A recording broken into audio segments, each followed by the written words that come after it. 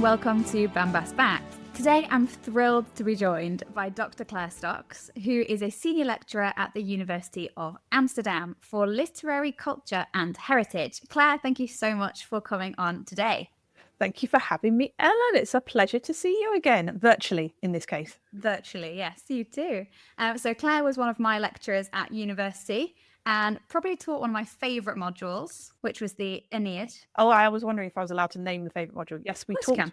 Oh, thank you. Yeah, we talked about the Aeneid. I love teaching the Aeneid. It's one of those things that, I mean, it's like thousands of years old, but it never grows old. There's always more to find out about. There's always more to find out, and students always have new ideas about it as well, which is quite challenging because, well, you present them with various scenarios, and they say, well, why can't it be this? And I'm like, yes, why? There's no reason why. Why not? It's another possibility. An answer we will never have, I guess. But it's nice that people still talk about them. It is. It's nice that it generates conversation. And I think that comes in part because it is a text, of course, that operates on multiple layers or levels, and where the dark reading, or the positive reading. And I think we did something about, we even utilize modern TV shows, I think, to make judgments about whether or not this was a positive or negative epic with a positive or negative ending, if I remember correctly. It was such a good module. It was fantastic. Speaking of university and things, could you give us a quick overview of your background in classics? Yeah, sure. I mean, I actually had a pretty privileged background in classics, to be honest, which is that I attended state primary school. But then in my secondary education, for various reasons, I went to an independent school. And that's when I first came into contact with Latin. And I studied Latin all the while I was at school. And initially, my plan had been to go to university and study medieval history. But I just enjoyed studying Latin so much that I investigated the possibility of studying classics, because I realized it combined history, language, literature, all the things I loved, really. So I went to Durham University to start with. I was there for my BA and my master's. And then I took a little gap of 2 years before I did my PhD at Cambridge. And then I was very lucky. Within a year or so, I had my first job at the University of Manchester, and I haven't looked back since then. I don't know if you want the whole series. No, that of was where I worked amazing. since then. So you're now in the Netherlands. I am, yes. Is there a difference between universities in the UK and the Netherlands? There's a little bit of a difference. I mean, for a start, the most simple way I can explain it is in terms of where our student population comes from is very different to begin with, because the education system is different in the Netherlands. So I just mentioned, for example, the fact that I come from that privileged background of having had some independent schooling. But most of my students in the Netherlands, they will have never had that, because private schooling is just not really a thing in the Netherlands. Rather, they structure education according to what they perceive as being academic abilities of the students.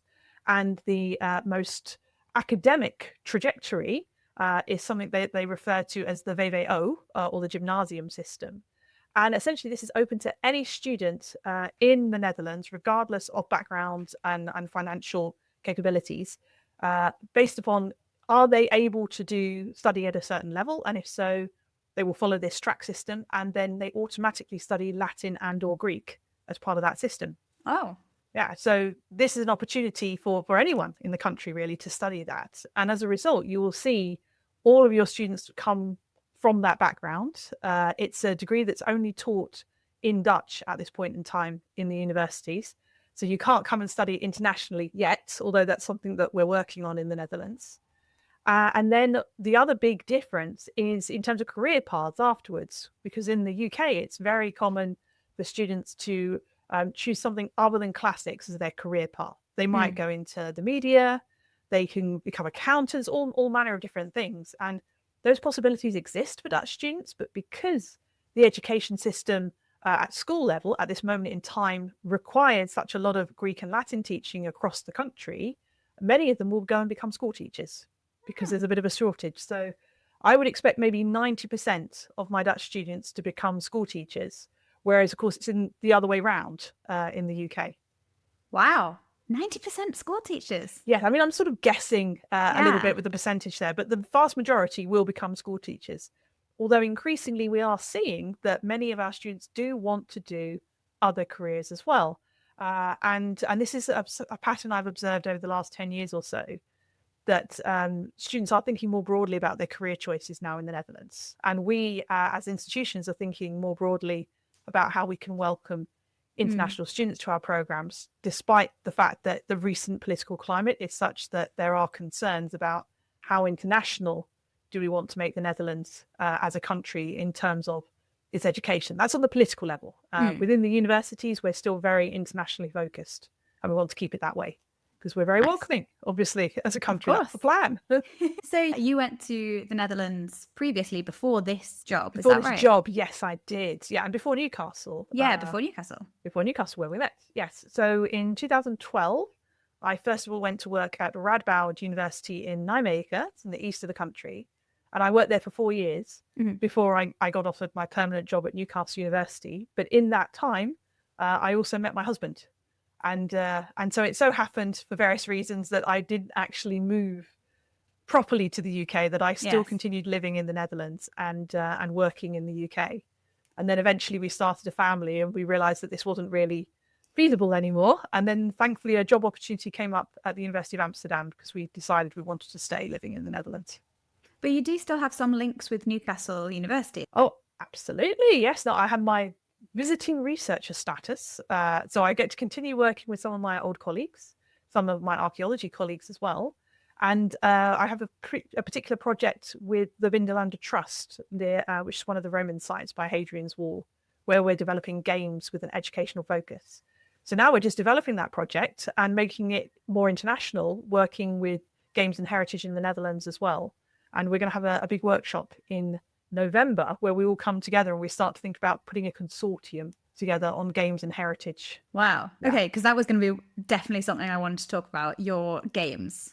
Yes. Because I played the Vindolanda Adventure web game. Okay. How did you find it? And I played the Domitian mobile app as well. Okay. And I thought they were brilliant. I had so much very fun. kind. I mean, you're obviously the sort of the friendly audience that we cater to. Some people are more critical, but I'm very glad that you like them. So I was going to say, what sort of feedback have you had about the games? Well, so the Vindolanda games it's all been positive in the sense that it's all been constructive. So even if people have wanted to see improvements, they've always said, I like the premise, but I would like to see this and that.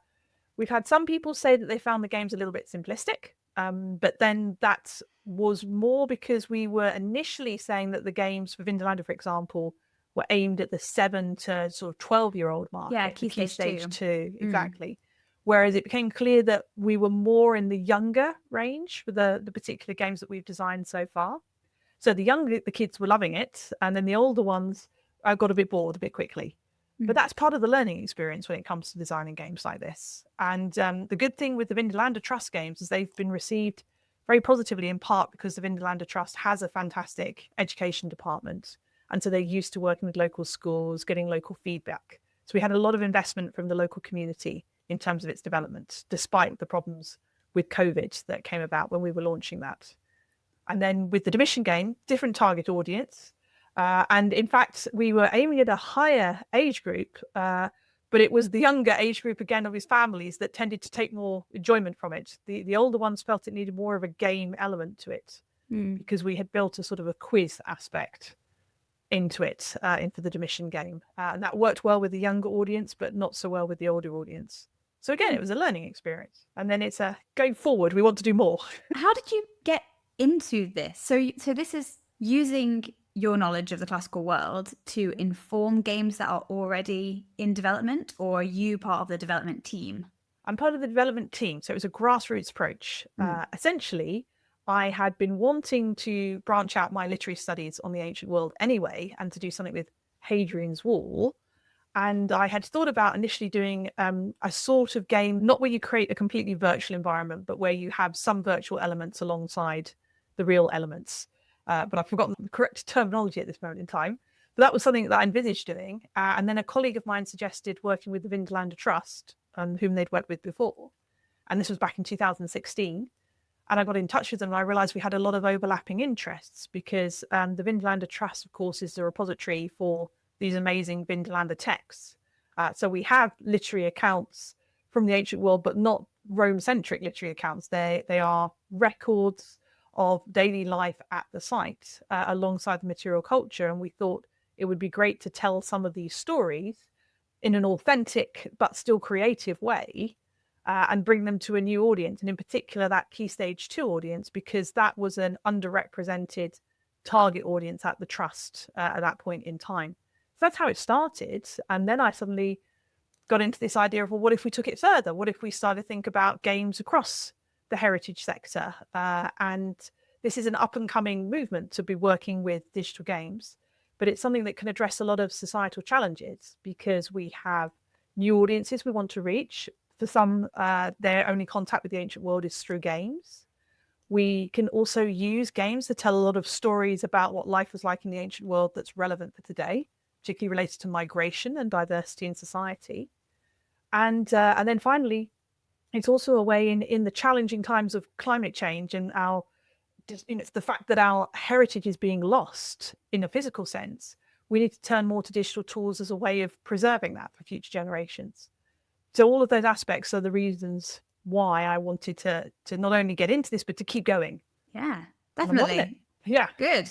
Oh, and I was going to say, so you mentioned the getting different groups into the subject visiting sites. Do you think it helps with accessibility if you have more media and games available?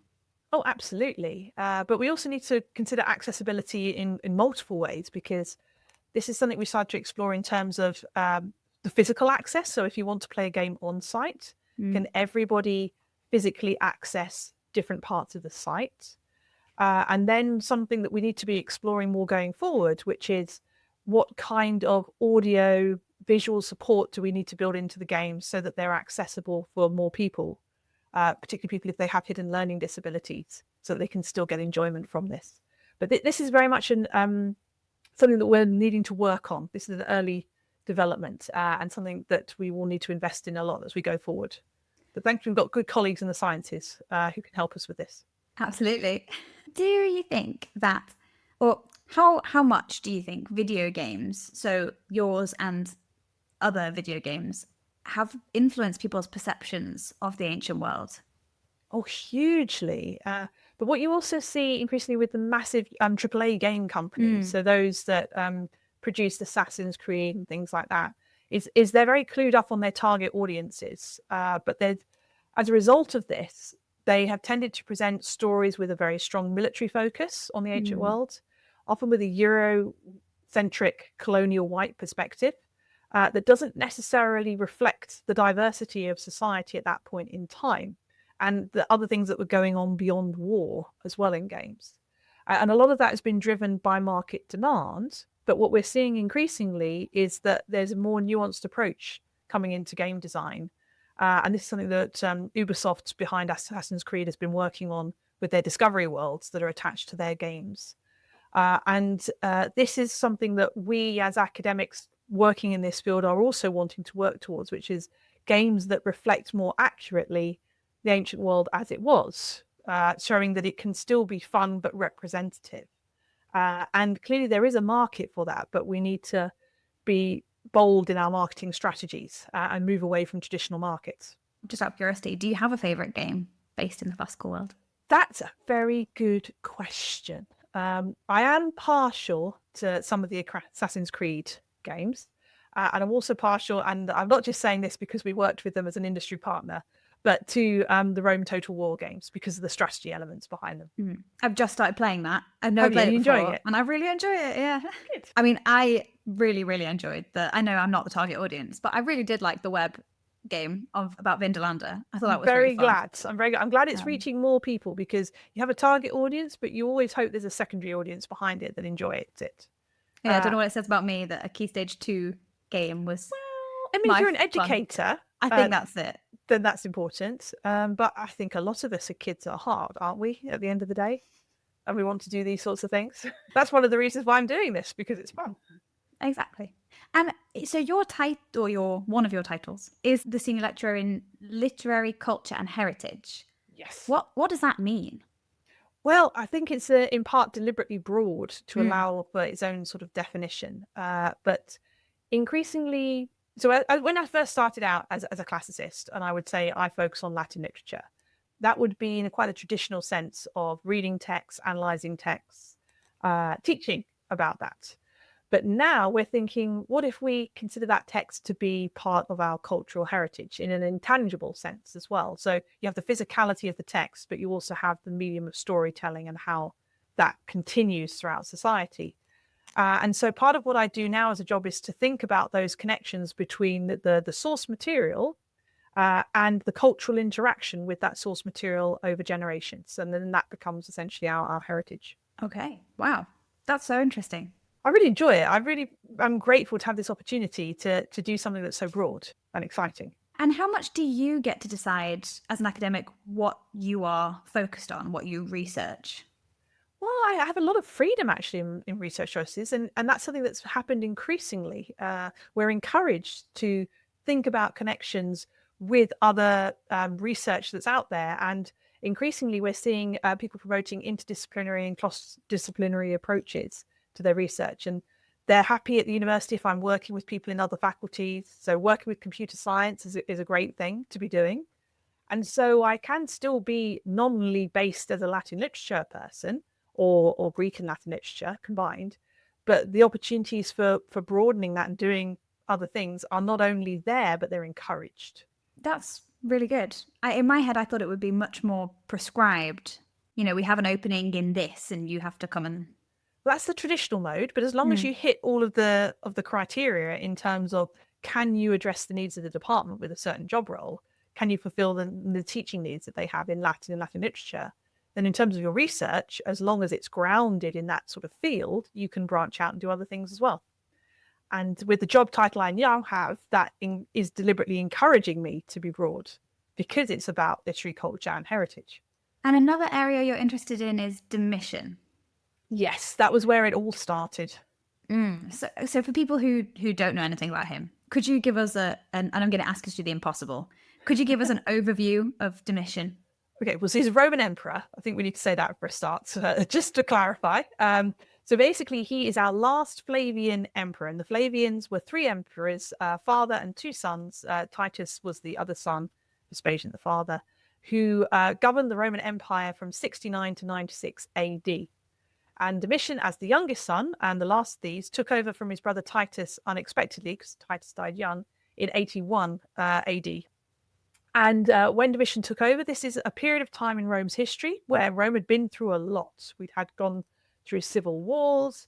We had the eruption of Vesuvius, a massive fire in Rome. So a lot of the things that people remember about Rome as a historical place happened either immediately prior to or during the Flavian reign. And Domitian as an emperor, like the Emperor Augustus before him, invested heavily in the arts. So we see a huge surge in literary production. We see a huge surge in buildings and reconstructions of buildings, in part generated by the fire. But again, Domitian wants to be remembered as an emperor, so he builds massively. And he introduces new literature, new laws that govern how people behave, etc., deals with the finances, introduces a whole raft of measures that survive him because he gets assassinated in 96 AD and remembered as a tyrant thereafter. And what particularly appeals to me about studying this period is the fact that we have this body of literature that talks about him in his lifetime in a very positive way, and a body of literature that talks about him very negatively afterwards. So it gives us an opportunity to think about how we remember and memorialize individuals and the past. And often what people don't expect is just how much of Rome's current landscape is dependent upon what the Flavians did. So the Colosseum, a Flavian building. We've got the Piazza Navona is still in the shape of Domitian's stadium that he built there. And we've got lots of little statues, etc., lying around the city of Rome that are from various building projects that Domitian was involved in. So even though people don't remember him, what he left behind is very present still in that city. So he was really positively seen by maybe the people in literature who were paid by him, or everyone, do you think? Well, he was definitely popular with the army because he invested heavily in the army and gave them a good salary. How popular he was with the people is harder to ascertain, but he invested a lot in public entertainment. He was clearly not popular with the elite, especially when he went on a more of a tyrannical phase in terms of killing people. And as to the extent to which the writers under him were forced to be positive, that's always hard to ascertain, because they weren't necessarily paid by him as such, but they relied on his patronage. And also there's that feeling of it's dangerous to cross the emperor. Certainly once he was gone, writers talked about having a newfound freedom under the new emperor, which was initially Nerva and then Trajan. But that's also a bit of a trope, this idea that the current times are always better than what's gone before. So we have to balance this out in terms of thinking about the extent to which he was and wasn't liked.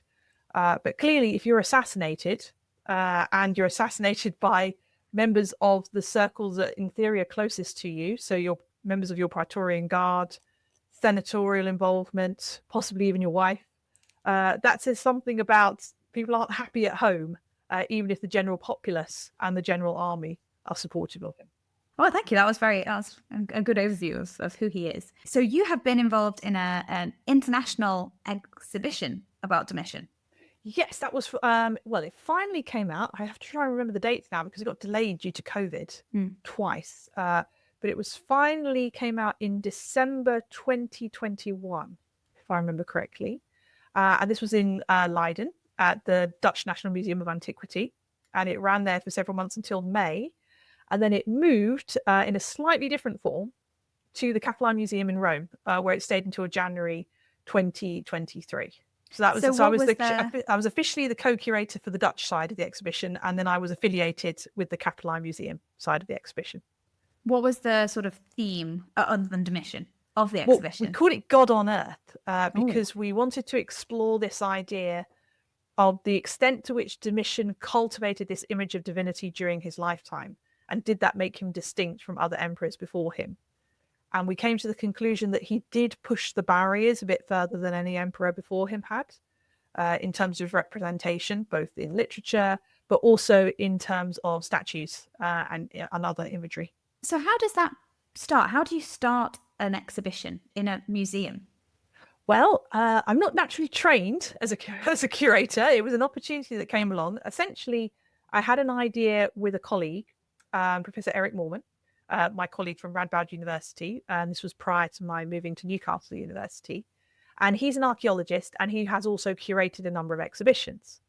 And I had already set up a research group on Flavian studies, and I felt that we needed a sort of goal, something to aim for, and that an exhibition on Domitian, which hadn't really given this emperor a spotlight before, despite how influential he had been, becoming this sort of this great master creator, and yet hidden from the public view, would make a good subject matter. And the thing is, he does make a good subject matter, but because he's not known, marketability can be a problem for this.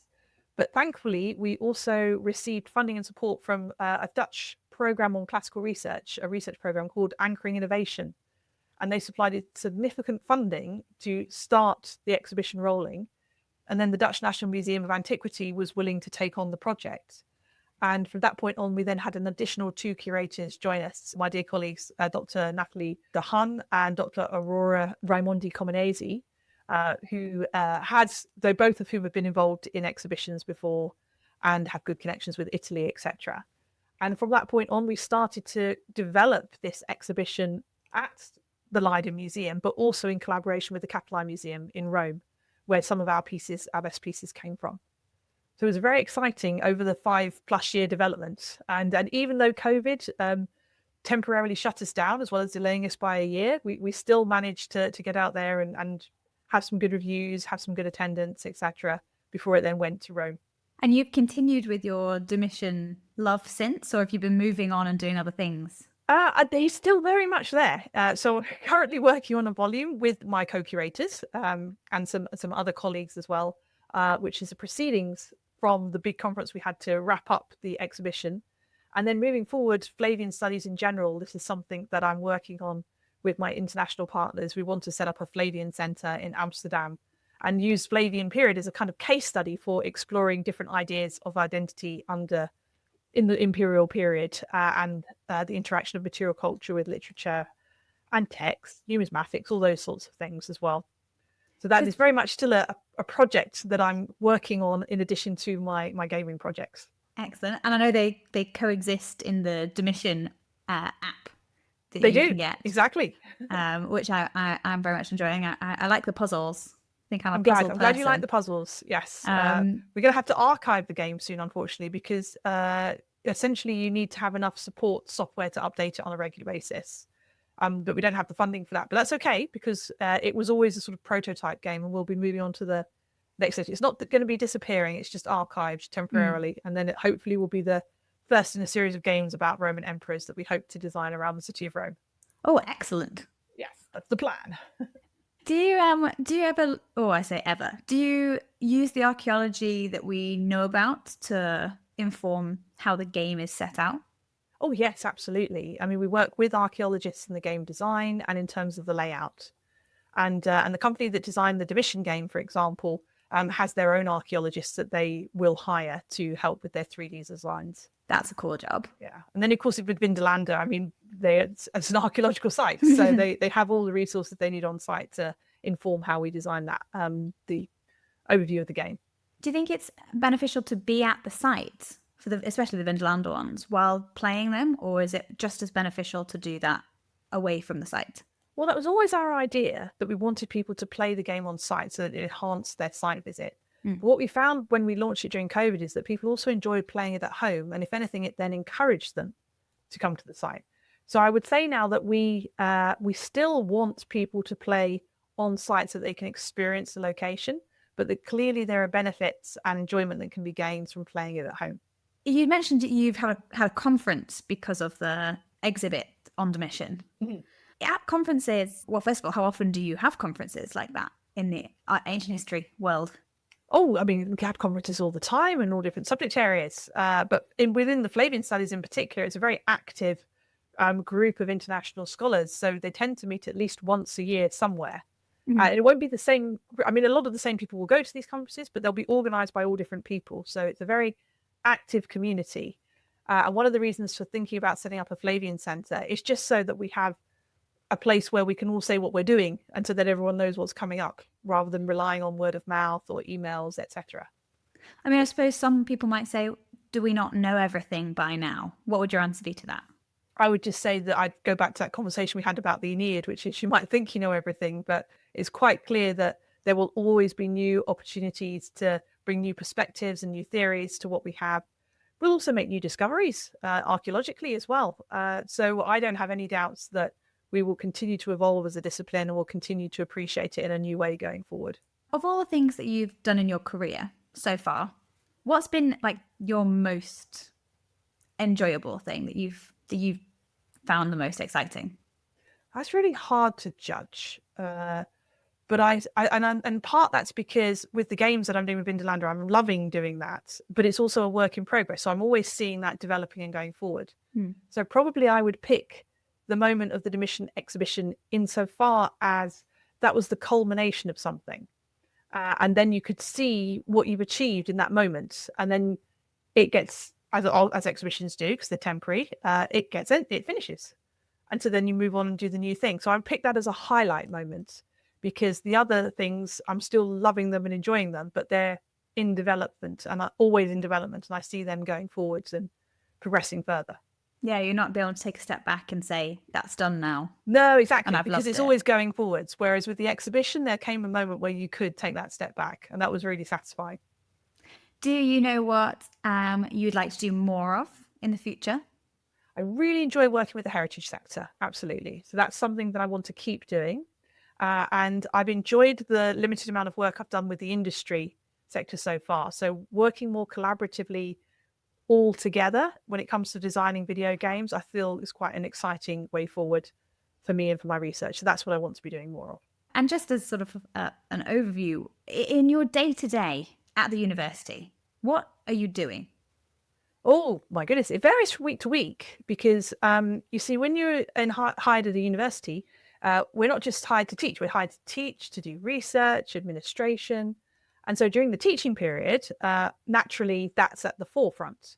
So I'll spend the majority of my week preparing my classes, teaching the amazing students that I'm privileged to teach, having office hours, and meetings with colleagues. You're always planning things along the side, but that's the dominant thing that will happen in those weeks. And then in the non-teaching weeks, when the research and administration come to the fore, those will generally be the weeks where I might go away for a conference, or I might be planning a conference, or writing a book, or going on a research trip. So maybe not every day is different, but every week tends to be different. And that variety is really fulfilling. And then, of course, because universities, we move in a yearly cycle, as well as planning ahead for several years at a time. There's always that sense of renewal and change taking place, always new students coming in, and then watching older students go off and have fulfilling lives and careers, etc. Yeah, it's a pretty satisfying job. Yeah, it sounds amazing. Yeah, so I know, it's very lucky. If you had any advice for people who wanted to go into classical academia, what would you say? Well, I would try and make it negative and positive all at the same time. So, and I'm an optimistic person. So the first thing you have to understand is that sadly, there are fewer academic jobs available than there are people who are good enough and want to fill them. But that doesn't mean you shouldn't try. So I would try it. But I would say to people, the biggest piece of advice to them is that you always have a choice about which career you follow to some extent. There's always some choice element to it.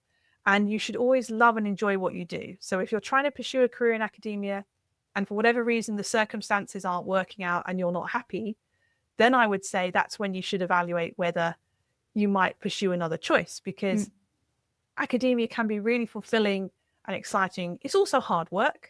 But if you don't get pleasure from it, there are, and I can say this from experience, there are other jobs out there that are very enjoyable as well, where you can use all of your research skills, teaching skills, etc., in other jobs, in other disciplines, and still get a lot of fulfillment from that.